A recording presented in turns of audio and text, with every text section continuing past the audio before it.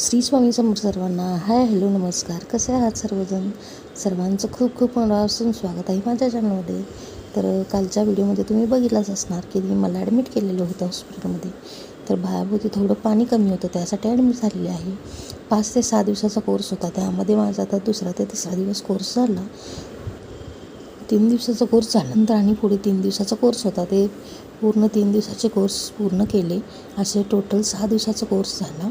त्यानंतर थोडे सलाईन, थोडे कोर्स असे करून थोडं बाळाच्या भोवती पाणी वाढले का चेक केलं. सोनोग्राफी केल्यानंतर रिपोर्ट आल्यानंतर लगेचच कळालं की बाळाच्या भोवती पाणी वाढलेलं आहे. त्यामुळे डॉक्टरांनी ते मला लगेचच डिस्चार्ज दिला. तर तुम्ही इथे माझा हात सुजलेला बघू शकता. 2 ते 3 वेळा माझी सलाईन आऊट गेलेली होती, त्यामुळे हात सुजलेला होता. हाताला खूपच सूज आलेली होती. त्यामुळे डॉक्टरांनी मला डिस्चार्ज दिला.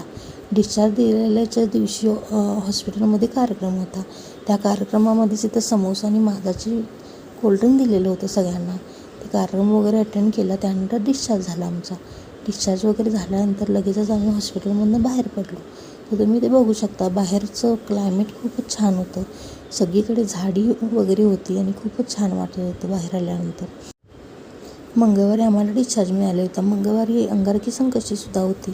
तर सकाळी लवकरच आम्हाला 11 ते 12 वाजता डिस्चार्ज मिळालेला होता. त्यानंतर सगळी प्रोसेस वगैरे करून आम्ही 12-12:30च्या दरम्यान हॉस्पिटलमधून बाहेर पडलो. बाहेर पडल्यानंतर मला इथं माझे मिस्टर घ्यायला आलेले होते गाडी घेऊन. लगेचच आम्ही गाडीमध्ये बसलो आणि लगेचच घरी निघालो. घरी निघाल्यानंतर थोड्या वेळानंच इथं आम्ही एका ठिकाणी सरबत पिलं सगळ्यांनी मिळून. सरबत खूपच छान होतं. ऊन खूप असल्यामुळे गार प्यायला खूपच छान वाटत होतं. सरबत वगैरे पिलं, त्यानंतर घरी आलो आणि असा होता माझा आजचा दिवस. चला तर मग बाय.